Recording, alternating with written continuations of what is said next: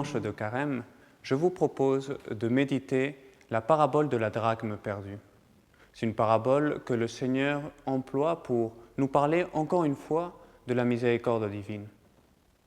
En effet, il nous parle d'une dame, d'une femme, qui avait 10 drachmes et elle en perd une. Que fait-elle? Eh bien, tout de suite, elle allume une lampe, elle commence à chercher un peu partout chez elle, elle balaye, elle cherche jusqu'à ce qu'elle trouve. Et à ce moment-là, c'est la joie, une joie immense dans sa maison, une joie telle qu'elle doit partager cette joie avec ses amis.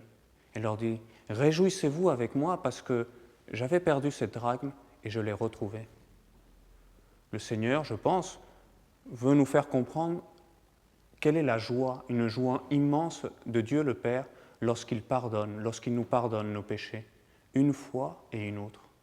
Une joie telle qu'il faut partager, qu'il faut faire partager autour de nous. Et je pense que cette joie, la joie de Dieu le Père, doit être celle de tous les chrétiens. Parce qu'en effet, nous avons un grand trésor dans l'Église. Nous avons la confession sacramentelle. Nous avons la possibilité d'aller vers le Seigneur une fois et une autre pour lui demander pardon. La joie du Seigneur est de pardonner. Et la joie des chrétiens doit être de recevoir ce pardon et de faire partager autour de nous ce pardon. Alors faire connaître ce pardon, cette joie.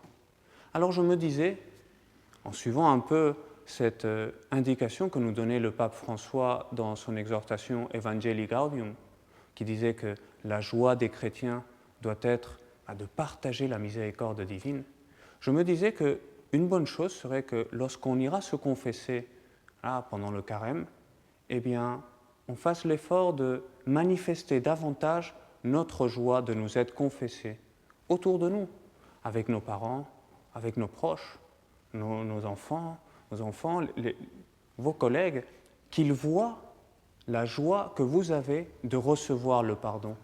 Ils vous diront « Mais aujourd'hui, je te vois plus contente, je te vois plus heureux. » Et vous direz « Oui, effectivement, parce que j'ai la grande chance d'avoir été me confesser, d'avoir reçu le pardon de Dieu. » Voilà, je pense, ce que nous évoque la parabole de la drachme perdue. Il y aura une grande joie dans le ciel pour une personne qui demandera pardon au Seigneur. C'est la joie de cette femme qui retrouve cette drachme perdue et qui partage avec ses amis cette joie immense d'avoir retrouvé la grâce de Dieu. Misericordia.